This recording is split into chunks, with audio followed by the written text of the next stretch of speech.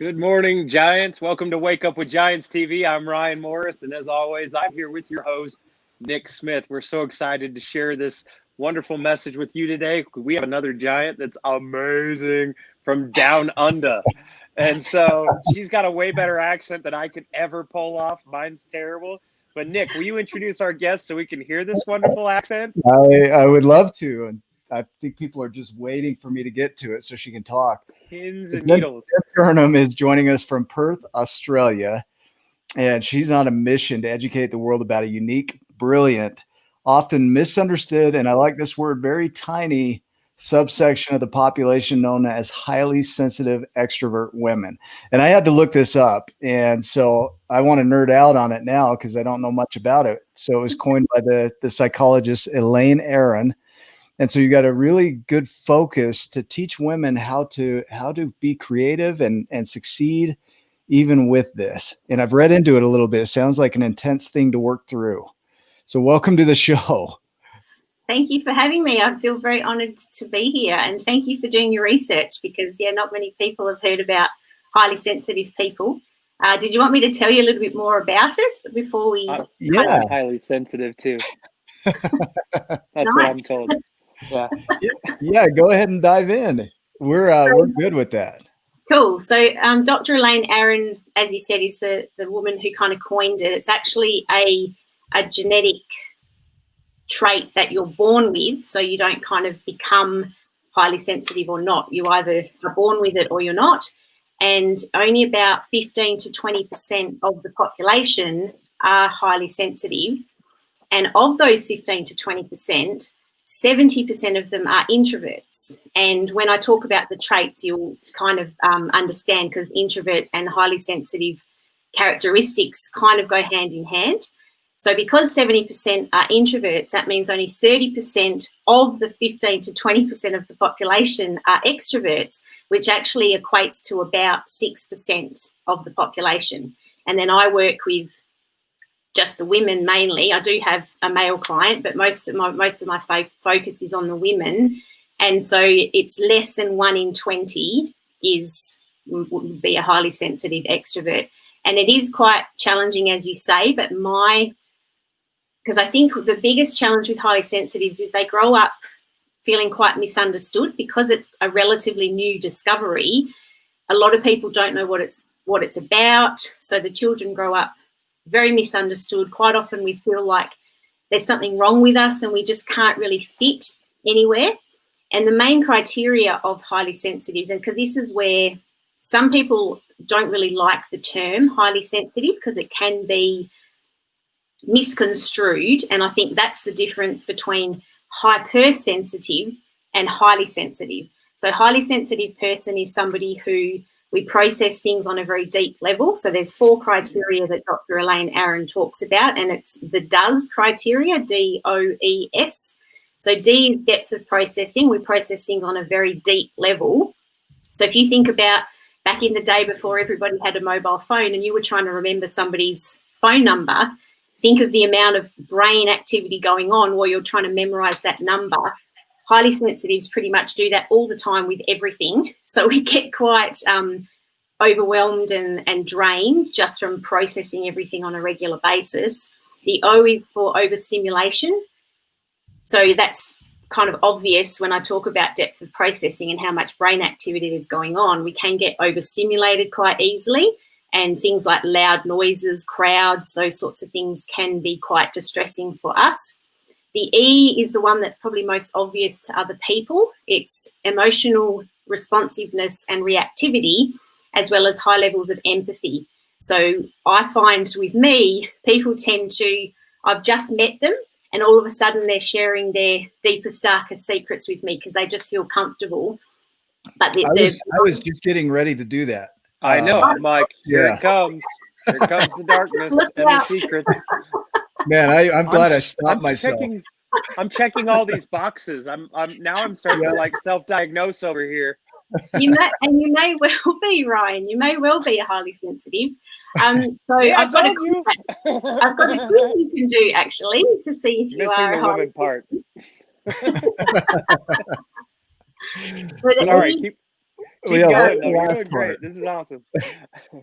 So the reason I say E is the most obvious is because our emotions are quite visible to everybody, because our highs are high and our lows are low. I like to say the general population, they go along like this with their ups and downs in life, whereas a highly sensitive will be like this, which can be great when you're in one of these moments, but when you're down here, it's not so good.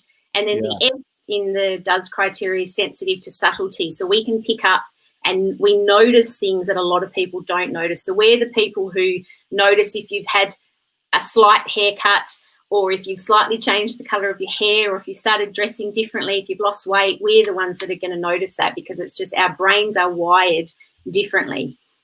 And so going back to the E and relating it to hypersensitivity, which I do want to address because it's the most common misconception.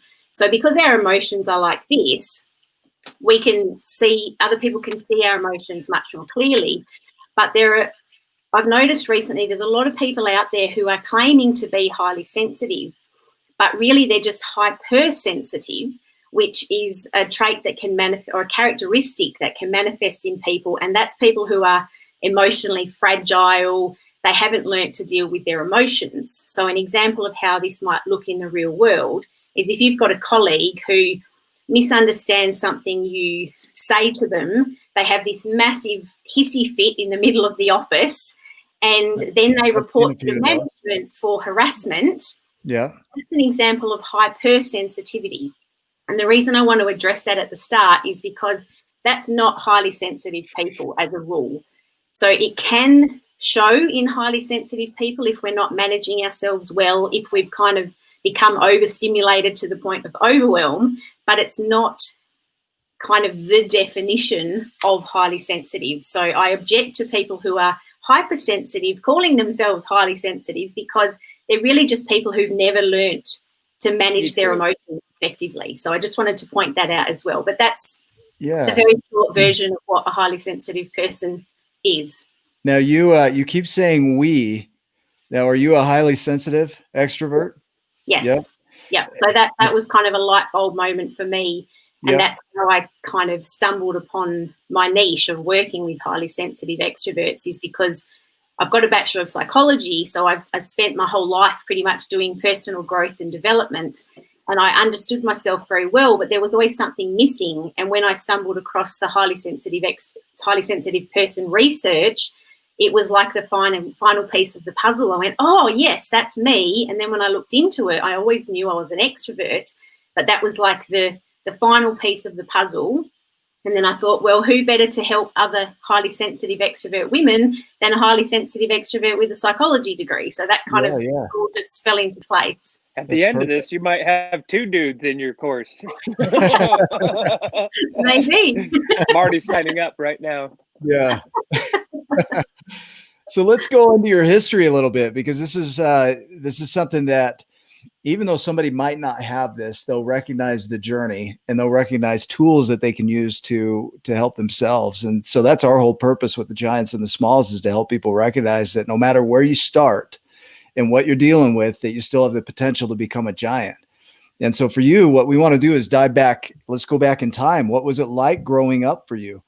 What was your family life like? What was it like growing up as a highly sensitive person?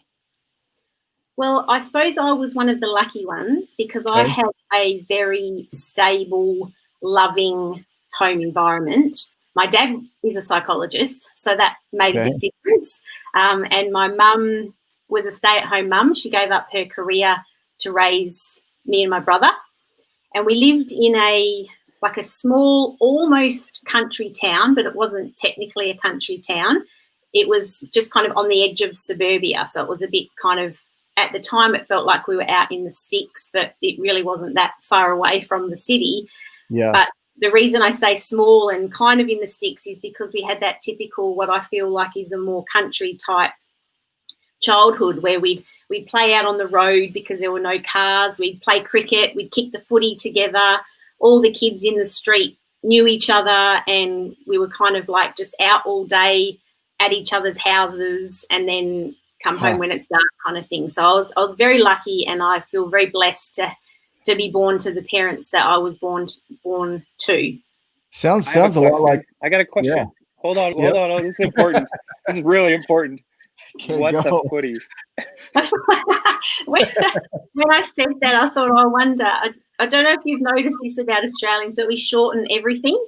Oh. So we say footy, postie, fiery. So fiery is a fireman, postie is the postman, footy is a football. But Australian rules, Australian rules football is obviously different. There we go.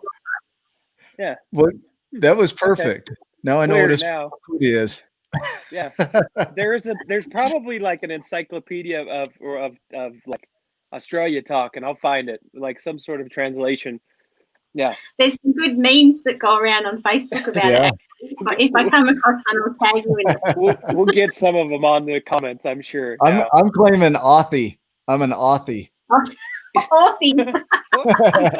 That's a new one, actually. I've never heard of that. Is that an Aussie with a lisp? That's Mike Tyson as an Australian, right? I do actually have a list that comes out more when I'm playing. So this is perfect. Okay, so you had a mom and a dad, and you lived in the country kicking the football. And the footy. The post office guy and the fireman guy would come by every now and again. And so that's where we're at the moment. Sounds like a perfect life. It really does. You know, it sounds exactly like ours, even the cricket. Yeah. Right? We played a lot of cricket. Yeah. I was pretty good at cricket. I reckon I was better than my brother at cricket. We never played, but I bet you were good. You would kill us. It was only with a tennis ball, though. We never actually used the proper cricket ball. I probably couldn't hit that as far as a tennis ball. There you go. Now, did you have any naysayers growing up? Any bullies or anything like that? Yeah, I've got a few stories that I'd like to share here. So the youngest one I can remember is at primary school. There was this boy who kept harassing me and bullying me. And my dad, being a psychologist, was giving me all these kind of wonderful tactics and tools to try and deal with this bully. I think I was about 11 at the time. And none of them worked. And so each time he kind of escalated it to something a little bit more serious. And in the end, he'd kind of exhausted his toolbox of things for me to do to deal with this bully. So he actually told me to punch the guy in the face. Violence. So I did. Is it fist? Which fist goes forward when you? The right one. Yeah. Boom.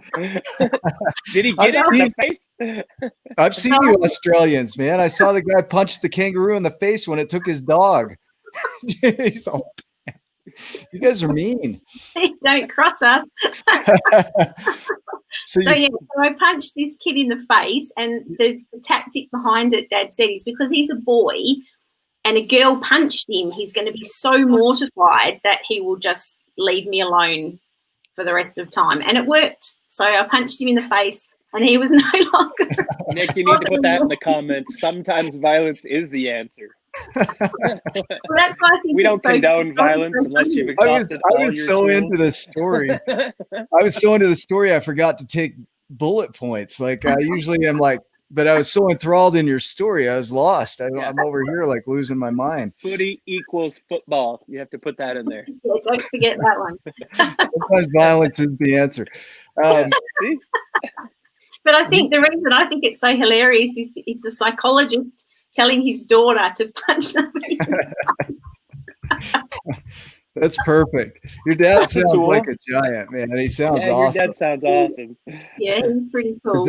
Is that spelled right? Footy is a football? Footy, or I usually spell it with a Y. So footy. Sometimes you do IE, but footy is a Y. Sorry. Yeah, no, get it right. We better get it right because we don't want to confuse any of our don't want anyone confused in this episode. And I've got another have fun around here, so I hope you're all right with that. So I love having fun too, and I've got some other story. Yeah. Not all of my bullying stories are funny though. Okay, we'll get serious. Hold on. Yeah. Okay, now serious. we're ready. So then when I moved into high school, I I copped a bit of teasing because I was in an academic extension program. So I used to get called an L7, which is I'm not doing it very well, a square. Yeah. So they called me an L7. Well, yeah, okay. And then, so that was tough, but that wasn't as challenging as then I actually ended up, I don't know how, but I ended up in the cool crowd kind of later on in my high school years. And I thought that was a good thing until certain things started happening, and I realised that most of these people were not really true friends in what you would expect from friends. And in fact, some of the things that I heard that were being said behind my back was actually quite devastating to hear, because I thought these girls and guys were my friends. So that was pretty tough to deal with. And in fact, what I ended up doing is, after high school, I pretty much cut ties with most of those people, and I went off to university and I kind of made a new life because of that. Sometimes that's the best thing to do, right? Is sometimes you've exhausted everything, and in order to move forward, you almost have to do that, and you can then start a new story, and that's maybe a perfect opportunity to do that is, going to university or moving away or whatever. For sure. Yeah, exactly. And I think it's also an example of where, because one of the things that a lot of people struggle with, but in particular highly sensitives, they struggle with setting boundaries.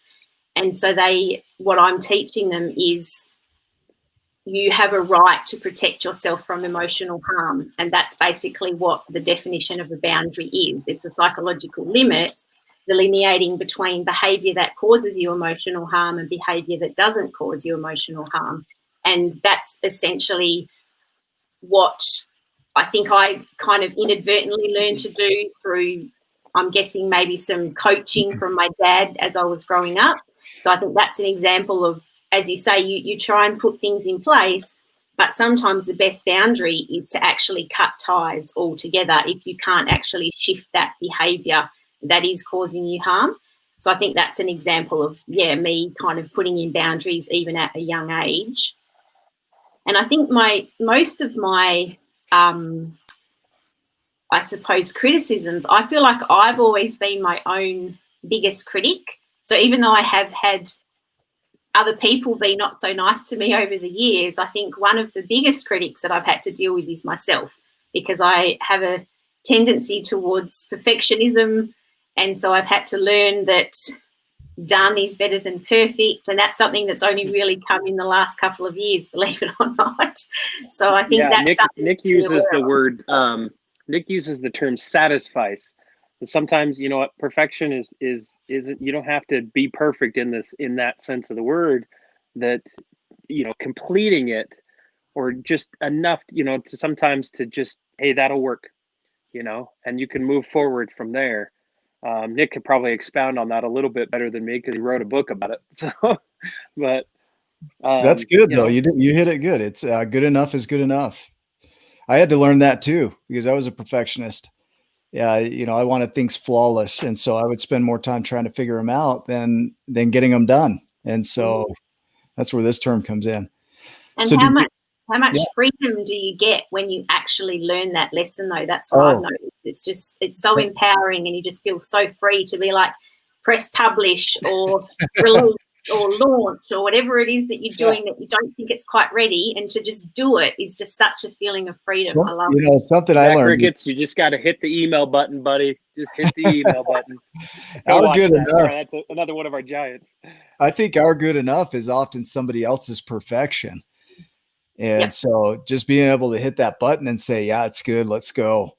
That activity is what's needed. Yeah, exactly. So I'm glad you hit on that. Now, did you just recently? One more before we, You know what? One more that's kind of recent, so it's a bit more relevant.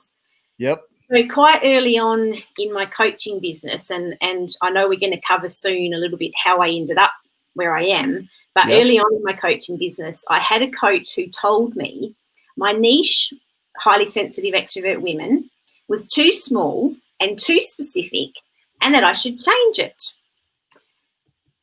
Now, this is a niche that is very close to my heart, as I'm sure you can imagine now that you've heard the story and heard about what it is. So I thought, oh, not too sure about that. But I did a little experiment because her kind of advice was to change it into like some sort of business niche, because I was kind of explaining to her strategy that she was teaching me wasn't working because of XYZ traits of highly sensitives, basically. So she said, well, change it and do this. So I did a small experiment on the side, didn't work.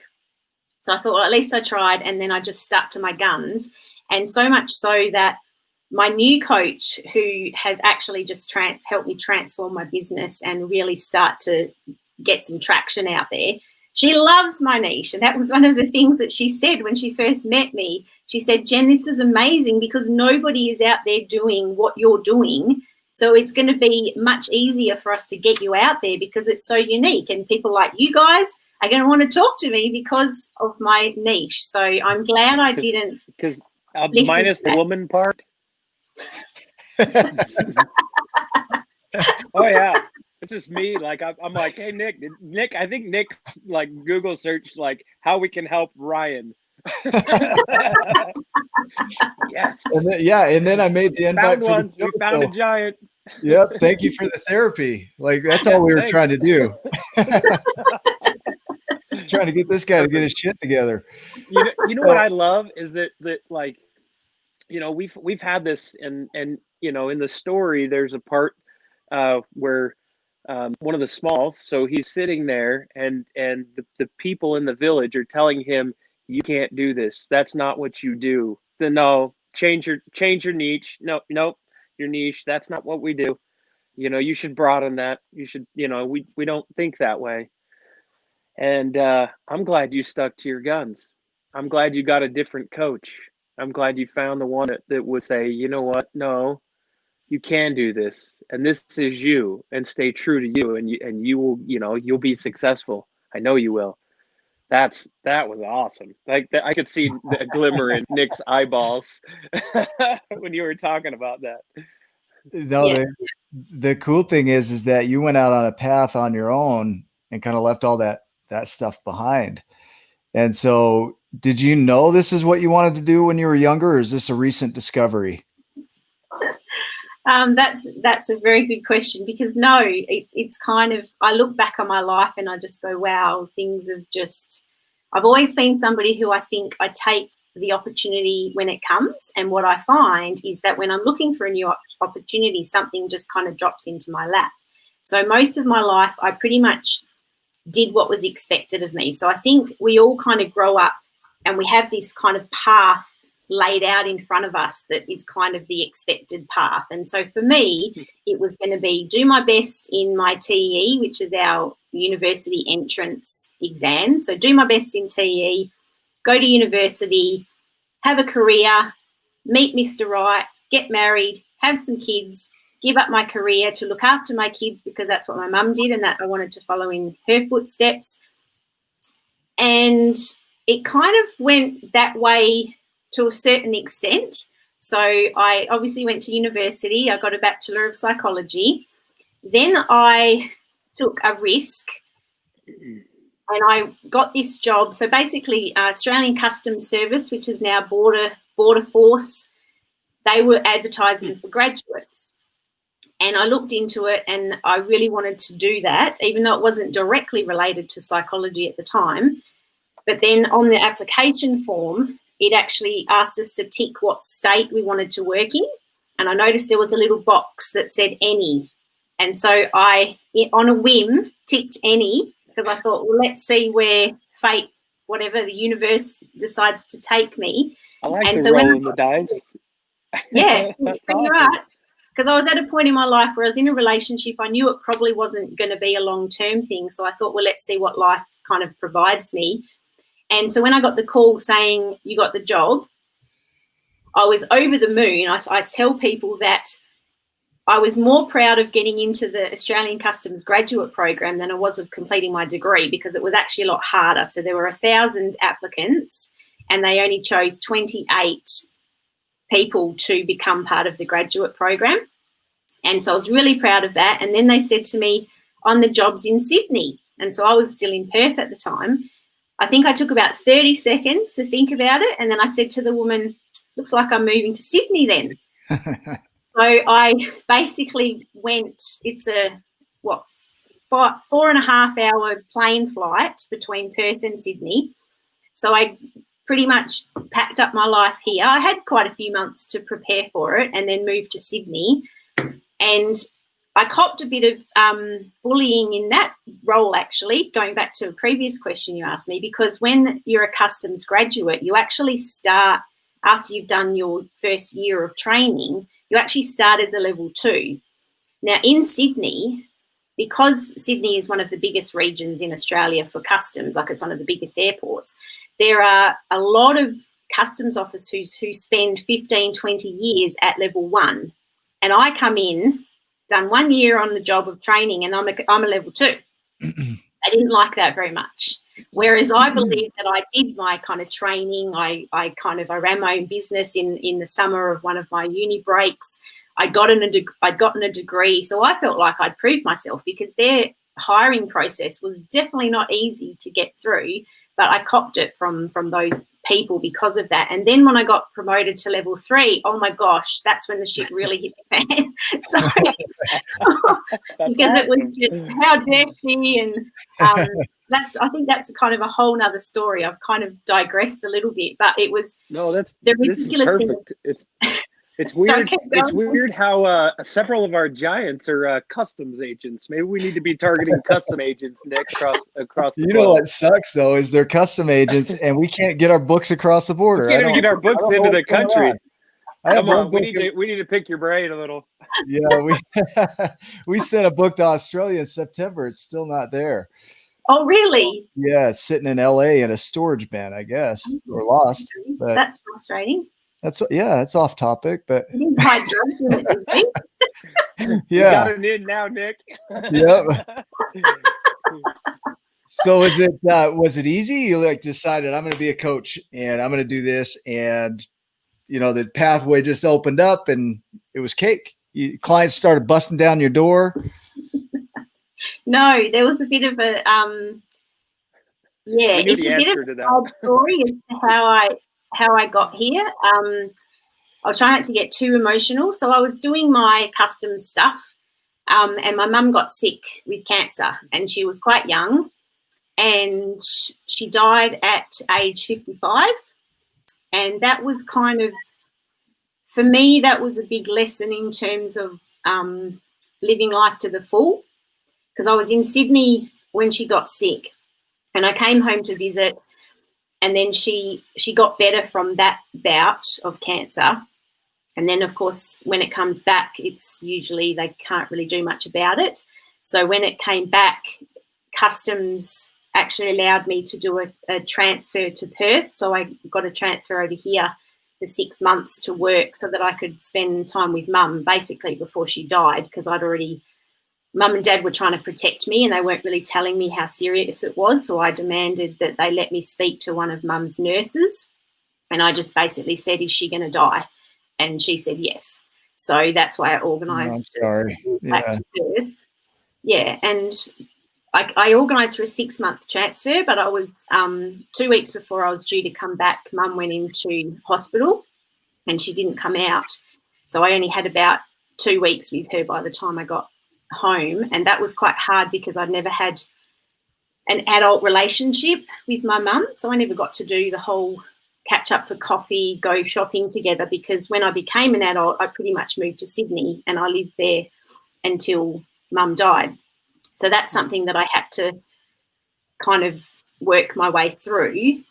And what that did was, that lesson was how important family is to me. So I organised so I had to go back to Sydney because that's where my life was, and I didn't want to make any drastic changes while I was grieving. And I was there for probably another maybe a year, I'm not sure, and then I decided I want to be near my family. So I moved back to Perth and got a transfer with customs, which was great.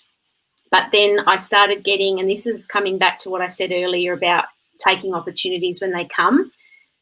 So I was working for customs. I started getting a bit fed up of all the bureaucracy, all the red tape. There were just more and more things being put in place that stopped me from doing my job, because I was an investigator. I forgot to mention that bit. So I used to do search warrants on people's houses. I've arrested people. So we were kind of like, the investigators are like police officers, but just in a different jurisdiction. So I loved the job, but there was so many. I did it for 8 years, so I must have loved it. But there was so much red tape, and it was just getting more and more difficult to actually get the bad guys, so to speak. And so I decided to leave, and then this amazing opportunity just kind of popped up. I had a choice between being a drug and alcohol counsellor or going and facilitating psychological safety-based training programs in the mining industry. And thankfully, my dad kind of nudged me a little bit more towards the facilitating training programs, because he told me later on, I knew you would just ace that job and I knew you would love it. And so I did that. So that's an example of one opportunity just kind of opening itself up when I was looking for it. But it was quite a risk in the sense that so many people at customs were saying, why on earth would you leave? Because customs is a very, very secure job. It's actually quite difficult to get fired from customs, which I think is a whole nother story that needs to be rectified. How our government is too. You just get in, you're in. Yeah. So it was these people were just saying, why on earth would you leave this job for life? It's a very secure job. It has a good pension or whatever. And I was just going, I can. And the other one was, oh my gosh, you should just work for another 2 years so you can get your long service leave, which is something like 6 months leave with pay. And I just said, if I stay here for any longer, I'm going to lose my mind. I need to leave now. So I took the job, and I absolutely loved that job. So I got to travel all around Australia. I've been 1 kilometre underground in a gold mine. I've been to South Africa with the job. It was just absolutely amazing. And then I was ready for another opportunity. So I got another job. It was a training and facilitator job again, but it was in the leadership space. And then that's when the next kind of family tragedy hit. So we got an email from my auntie, so my mum's sister. All our family are in the UK. My mum's sister saying the doctors have finally discovered what's wrong with me and what probably killed my mum. It's Lynch syndrome, which is a genetic abnormality. So David and Jennifer, so me and my brother, need to be tested. So this was my auntie writing to my dad. And so we had to go off we didn't have to go off, but we had to have all this genetic counselling before we were allowed to have the genetic testing. But my brother and I both decided that we wanted to, and they made us have conversations about what if you're both positive, what if one's positive, one's negative. And my brother said, I remember this and I get emotional every time I tell the story. When we were talking one day and I said, well, what if only one of us gets it? And he said, if only one of us gets it, I hope it's me, because it's so much worse for women to have Lynch syndrome, because they were talking about taking out all my ladies' bits because there's no preventative option, whereas with men, the biggest risk is bowel cancer, and so they just do yearly colonoscopies, whereas women, we have to have yearly colonoscopies, and they take your uterus, your ovaries, everything. So is that the medical term for it, is bits? Lynch, L-Y-N. No, I'm just messing. Lady bits.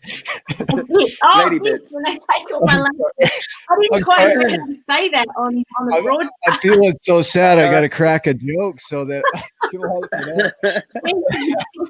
Thank you for making me laugh. So that was a beautiful thing that my brother said, and we ended up going and having genetic testing, but before that, they said the process takes quite a while, and you guys are well behind the screening age if you were positive. So we're going to send you both off for a colonoscopy, because you should have started having yearly colonoscopies at age 27, and you guys are both in your 30s. They found a golf ball-sized tumour in my 32-year-old brother. And so I credit my auntie Jerry for saving his life because he was symptom-free at the time that they found the tumour. So the only reason they went looking is because of this Lynch syndrome in the family. So that pretty much kind of was a clincher in terms of David probably has Lynch syndrome as well. And then the genetic test went on to suggest to show that he has. I don't, so I'm, again, one of the lucky ones. So my brother had a quite a long battle. He had to have chemotherapy. He had half his bowel removed in the surgery because they wanted to do, like the research suggests most of Lynch syndrome cancers form in the right hand or one half of the bowel. So the surgeon said we'd prefer to do a preventative surgery as well and remove half his bowel. So he had an ileostomy bag for 8 months, which was quite traumatic for a 32-year-old single bloke who wants to go out with his mates and stuff. But my brother's an external bag. Yeah. My brother's attitude was just absolutely amazing throughout it all. He was writing these little missives, and I always say to him he should be a writer because he kind of created this story that it was Captain Terminator, which was him because our last name's Turnham, Captain Terminator and the big C, and it was the battle.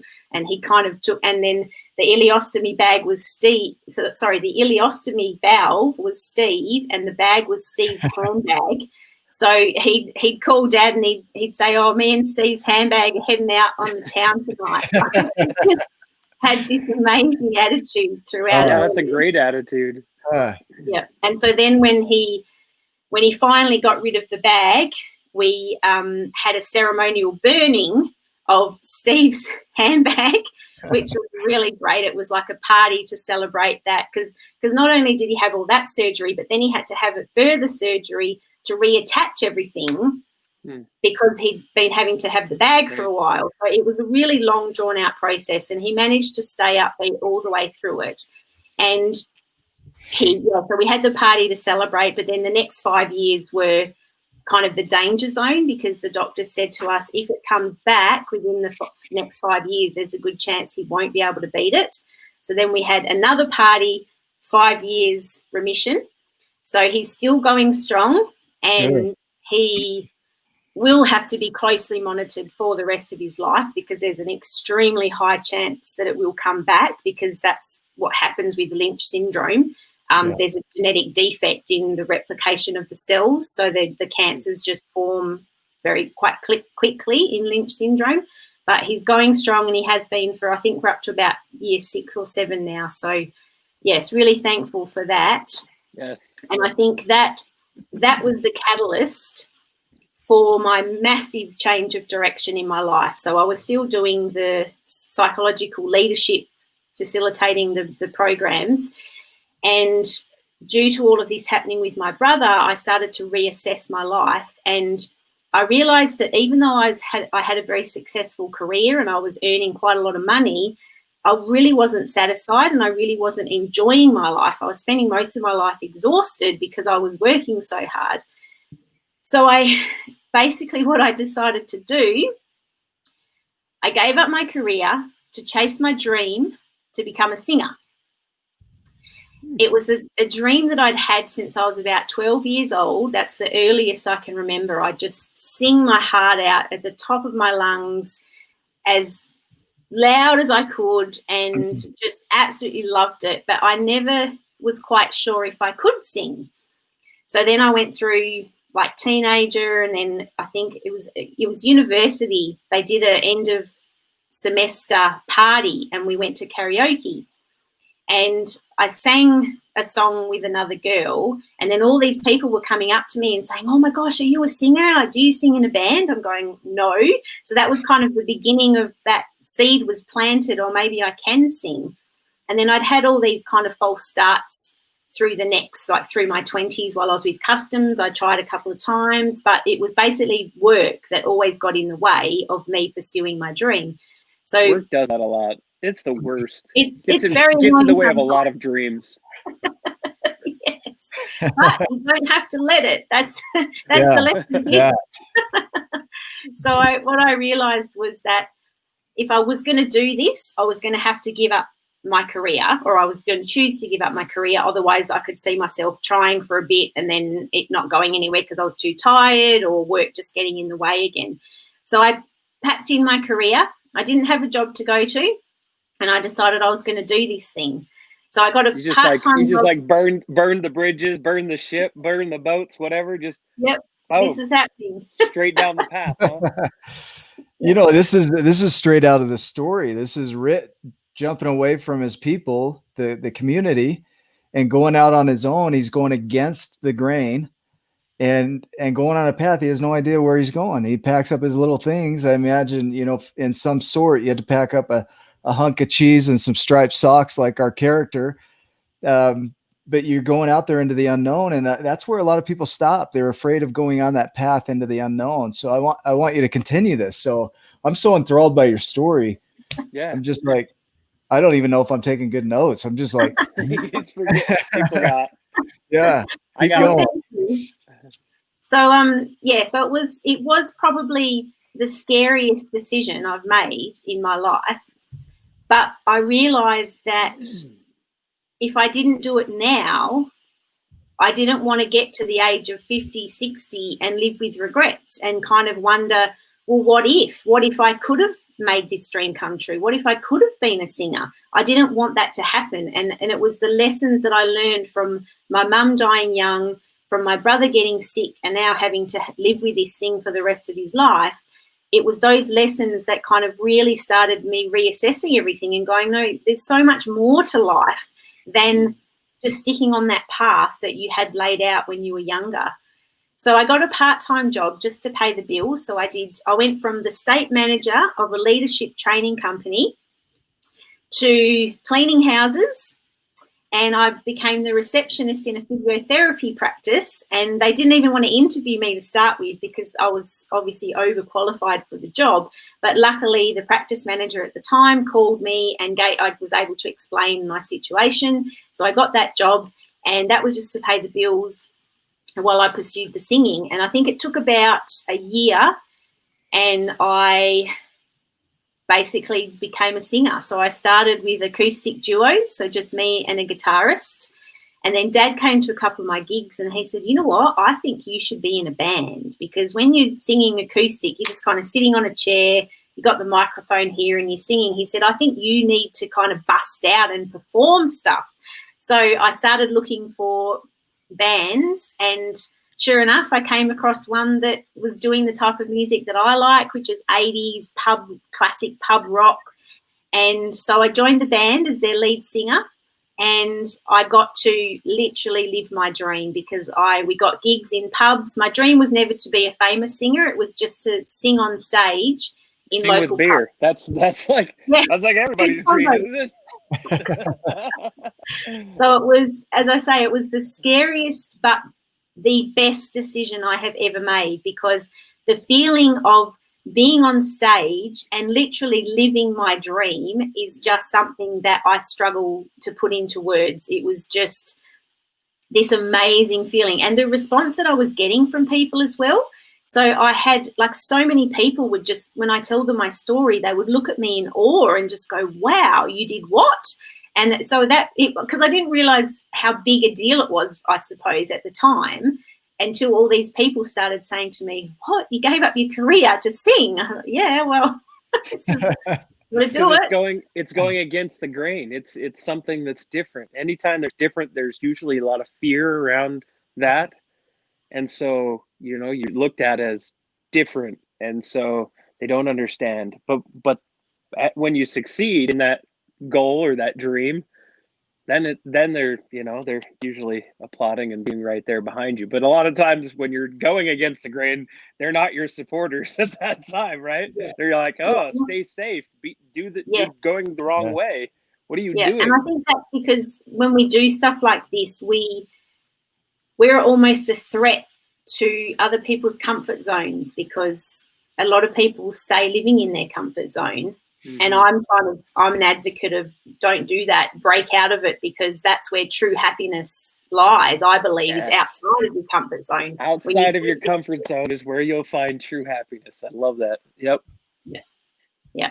So that's yeah, that's how I started singing. And then how I ended up coaching is a little bit of a challenging story, because basically I was living my dream. I was singing on stage in pubs with my band. It was just so much fun. I was loving my life. But then I got struck down with this mystery illness, and I didn't know what it was. Doctors kept telling me there was nothing wrong with me, but all my signs and symptoms were showing that something was severely wrong with me. And so I ended up having to give up the singing, which was a little bit heartbreaking at the time. But now I look back and I kind of go, well, at least I did it. I actually lived my dream. And imagine if I hadn't, and then I'd still got sick, and then it wouldn't even be a possibility now. So it was almost like the universe reminding me that, good job, like lucky you did it then. It was almost like another lesson to reinforce that I'd done the right thing.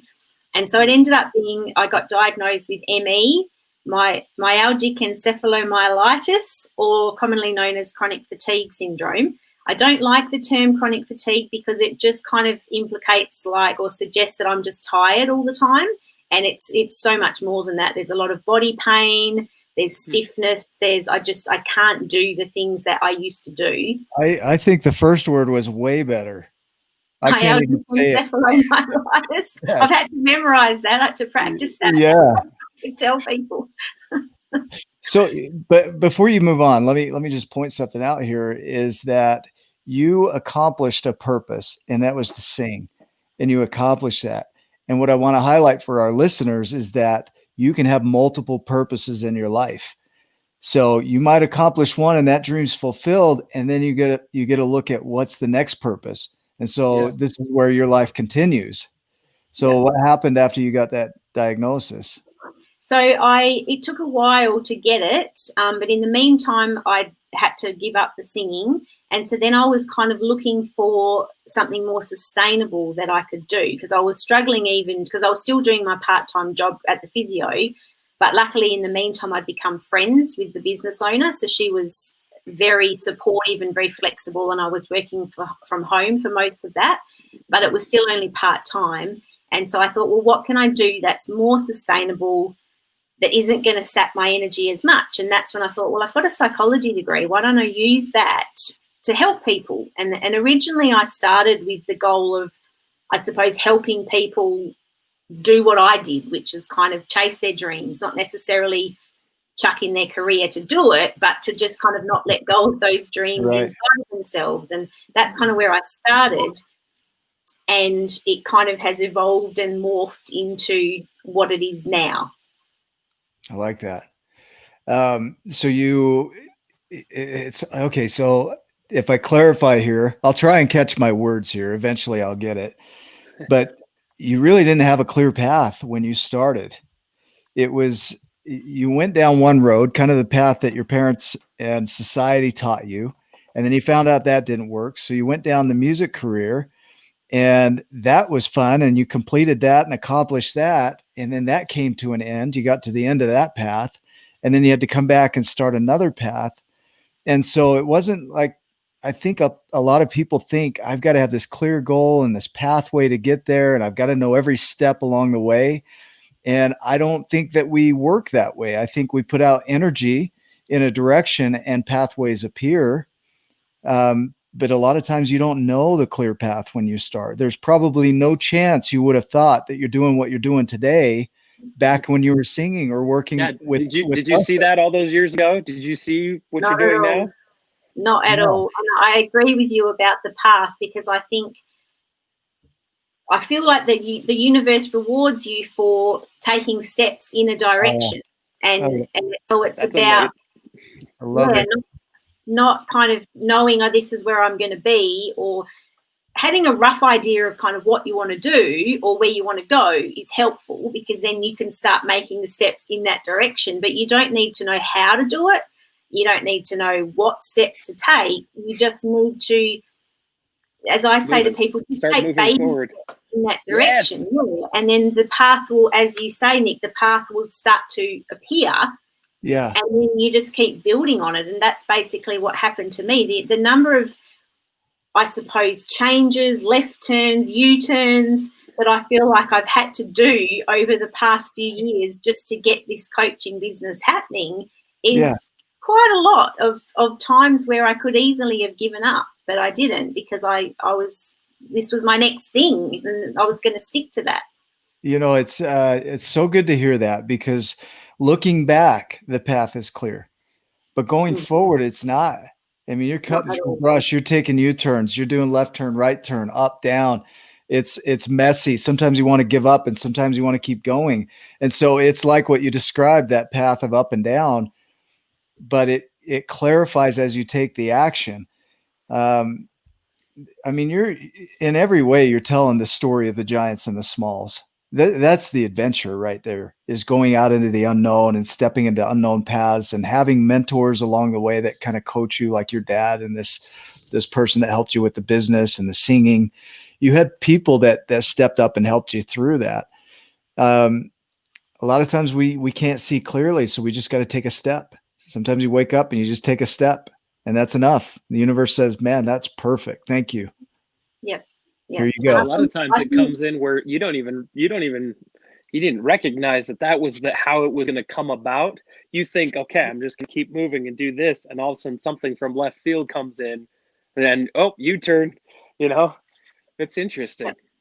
And I think that, depending on how you look at it, that's the fun stuff, and that's the adventure. And I think that's the difference of taking that step and moving outside of your comfort zone and taking a risk and doing something that's a little bit scary. Is, I think that's where the true adventure and joy and everything good about life, I think that's where it is. It's outside of your pathway that was set out for you in life. I mean, I'm not saying you can't have a happy life on that, but I would suggest that probably the vast majority of people who are on that path have probably got something still inside of them, a desire or a dream that isn't being lived, and they're never going to feel completely fulfilled until they take steps to try and make that happen.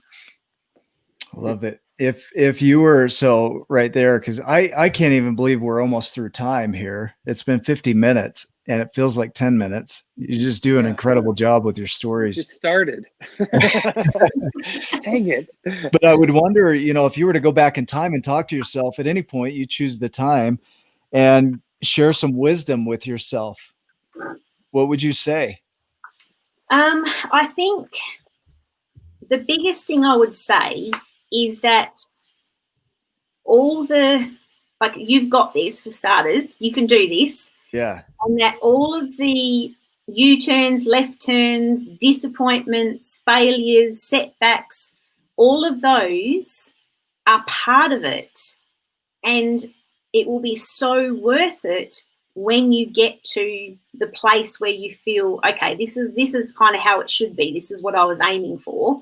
So when you get to that place, that's when you can look back and go, wow, I've had some what felt like failures at the time, and I've had some disappointments, but every single one of those led me to this point.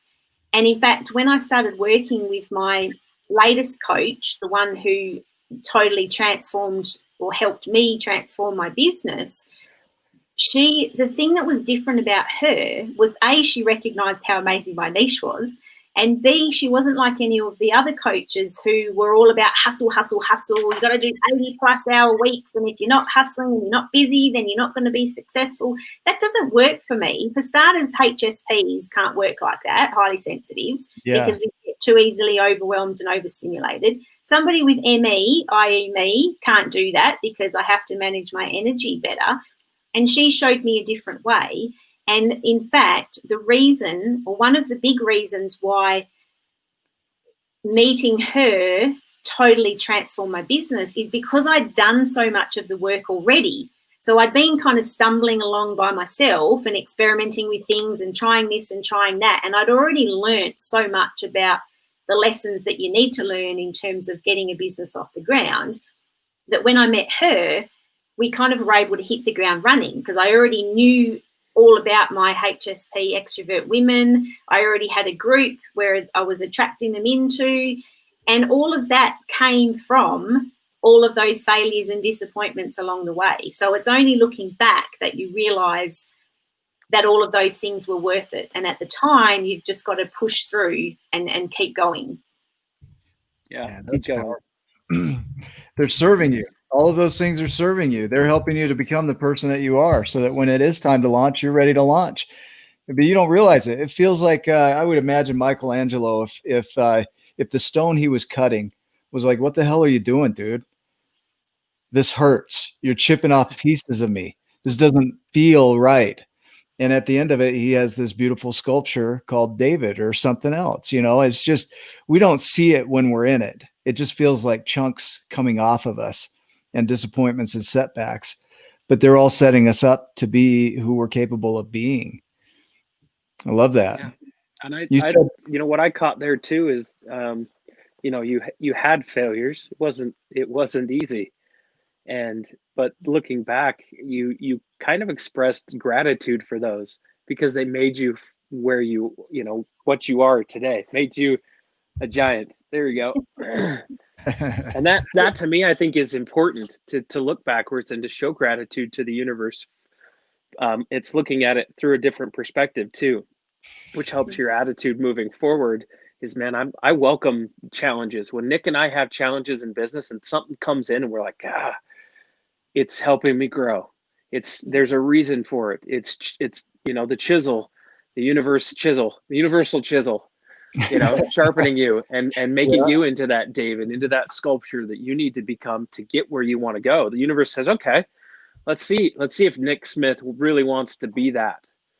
Yeah. Let's check in. In that. I believe that the universe often tests us to see how bad we want it. And I think there's so many people today who they expect to start a business and the next minute it's going to succeed. And because it seems like they see it happen to other people online, whereas they don't see all the failures, the setbacks, the disappointments that happen along the way. And I think perseverance is probably the key. You've got to get up one more time than you've fallen over. And a quote that kind of springs to mind when I talk about this is, successful people fail more times than unsuccessful people. I don't know who said that, but it's true. Because we don't see the failures and the disappointments. We only see the success. And so there's this kind of unrealistic point of view out there that it's easy to create an online business, for example, and make lots of money and get lots of followers and become famous. It's not. And it can look like that, but we're only seeing part of the story. We're only usually seeing this much of a story that's actually this long. And I think that's something to remember, because I've seen it with people around me that are in groups that I'm part of, like coaching groups. I've seen coaches who keep changing direction and keep changing what they're doing because they think it's not working. Whereas I think it's just perseverance that's lacking, perseverance and patience, and to just keep going and keep trying until you find what works. I love it. Yeah, that's such good advice. What would you say to somebody that's getting on the Giants path, that's never been on this, that's starting out brand new? What would you tell them?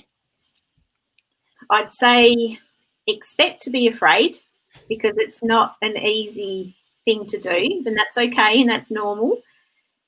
Expect to have failures and disappointments and times where you want to give up.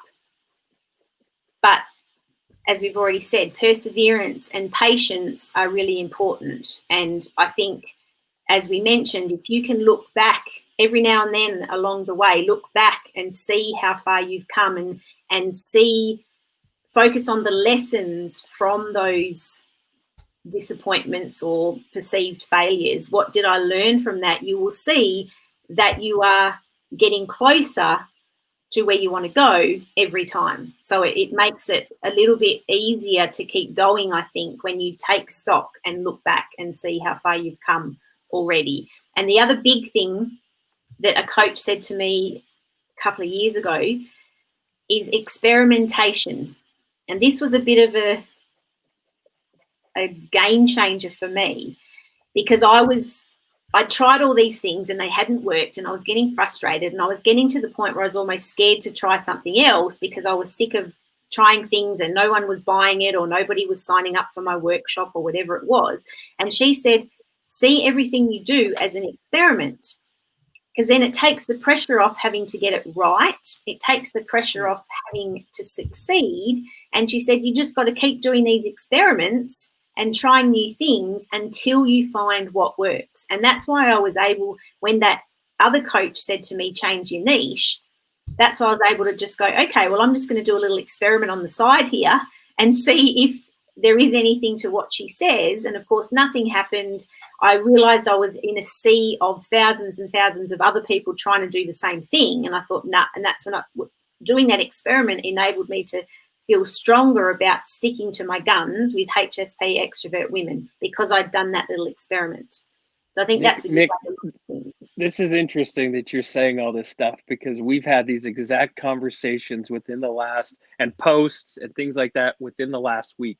And it seems to happen over and over again in our journey too, where we're thinking, oh, are we going down the right path? Are we doing this? Let's try this. Let's do that.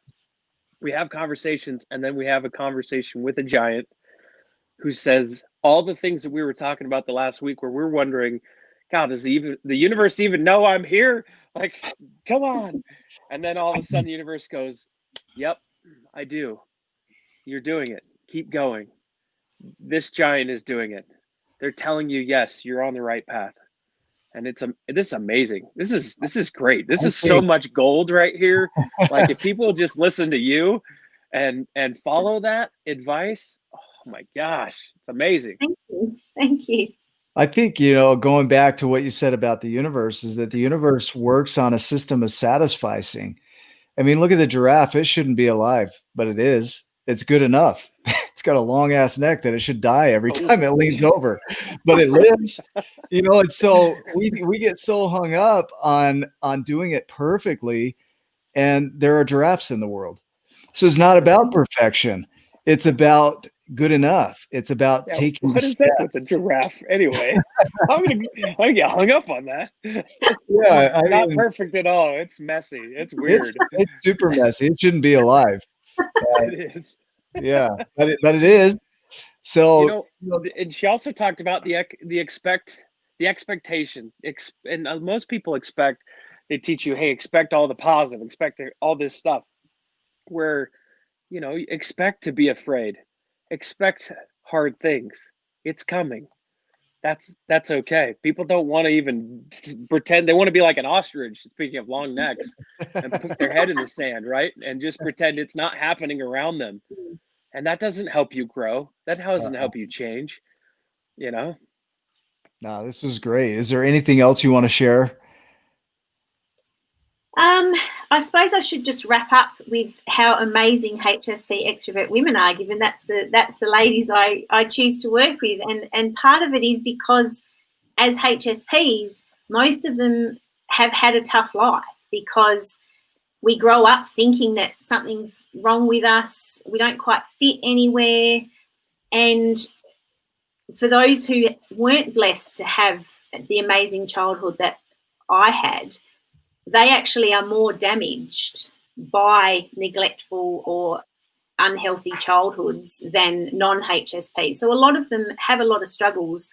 And I suppose I just want to give a shout out to them, because I've got so many of them in my Facebook group who are out there showing their superpowers. That's a good one. Yeah, showing their superpowers and stepping into their strength and overcoming their challenges. Like the ladies that I work with one-on-one, it just constantly amazes me how they keep going in spite of all this crap that has happened to them in their life, and they just keep going and they just keep doing, and they keep putting themselves and their personal growth first, and then they start to see the rewards. And I just wanted to give a shout out to them, because as I say in my intro, a lot of them are very misunderstood, but I think they're absolutely amazing and unique human beings, and that's part of my mission, is to educate the world about that. So I think they would be very lucky to work with you.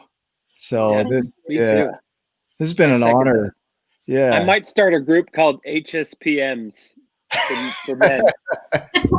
I will have you know that, so we have another giant who has a women's group that's a Sparkle and Glow. Her name's Amy Bingham, and she's one of my favorite people on planet Earth. But I'm one of the only guys that comes on her show. I tag myself in all of her stuff, and then she tags me. So if you Well, I'd want, love you to can have tag you me. guys I'll come join. I'd love to have you guys come speak in my group one time. That would be really cool. It would be fun. Yeah, just talk about the giants and the smalls concept. I think that would be great. That'd be good. We definitely want to send you a book. I know the author personally, so I'm going to get it signed for you. Tell us how our viewers can find you. That's the most important. What you're working on next, you know, all the stuff. Tell us wherever you're at, where we can find you, and we want to make sure we get more HSPs into your direction. And we want to honor your time too. Are we okay on time? Yeah. Yes. Sorry if we're going long. Yeah. No, it's all good. Yeah. So first of all, thank you so much for having me. It's an honor to be on your show, and it's an honor that you see me as a giant. So thank you for that. And where people can find me, if anybody watching this, if you feel like you're a HSP extrovert woman, sorry, there's no men allowed in my free group. I do work with men one-on-one, but they're not allowed. I'm gonna have to pretend I'm a woman, like anonymously, to get into this. I have had some try that already. Dang it. So the group is called Highly Sensitive Extroverts, Bright Sparks, and that's a free Facebook group. So please join that if you think you might be a HSP extrovert woman. And everybody else, if you want to follow me, you can find me at Coach Jenn T on Facebook, or my website is jennturnham.com. Did I spell that right there? The Highly Sensitive Extroverts, Bright Sparks. Yes. I got a capital P in there, but it looks great. In terms of what I'm working on at the moment, my group is my focus, but I've also just introduced a kind of membership group where the focus is on personal growth and development, but they get weekly coaching sessions with me as a group, and it's called Connection Corner. And I'm loving the results that the ladies are getting from that. So even we alternate between a USA and a UK time zone, but we record them so that everybody else can watch the recordings, and it's just blowing my mind at how much they're getting even from watching the recordings of the other time zones. So that's been really rewarding, because one of the things that HSP extroverts need is time with other HSP extroverts, because that's when we feel like we're not alone and that there is a place that we belong. So that's why I've created this Connection Corner for them. And then next year I'm going to be focusing on a few more group programs, because I'm pretty much fully booked for one-on-one coaching at the moment. So I'm going to be creating some group programs for people next year. Hey, and that doesn't surprise me at all, because I mean, you're amazing. You are a giant. And thank you for reaching back and helping others grow into their giant potential, because that's our mission, is helping others, promoting giants that are doing that. We need more good in the world, and you are doing that, and you are fulfilling your purpose, at least this one, and I'm sure you'll find more and more as you go down the giant's path. So are we so I don't know how we met. I don't know how. Nick will have to catch me back up. He probably told me at one point in time, but you know, me being a little bit of an ADHD extrovert, I forgot. So we're gonna find out where we met, and then we're gonna see you do some more amazing things, and we'd love to continue to promote you. Thank you, and thank you for having me. I think what you guys are doing is amazing, and yeah, I think you're going to make a big shift in the world. So thank you, and keep doing it. And I'd love to be a part of it in the future.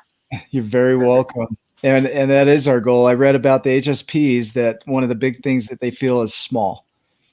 And so our goal with every person is to show them that they have giant potential, and then give them the tools to grow into it. We can't be giants for you and hand over our giantness. It doesn't work that way. You got to go down your own path. And so I hope that you'll connect with Jenn. I hope that you'll continue to read the book and share the message. And then if you have any questions or comments, please post those in the comments section. We'd love to see those and comment on those back. And so appreciate everybody watching. Make it a giant day, and we'll see you in the next video. We love you too, Giants.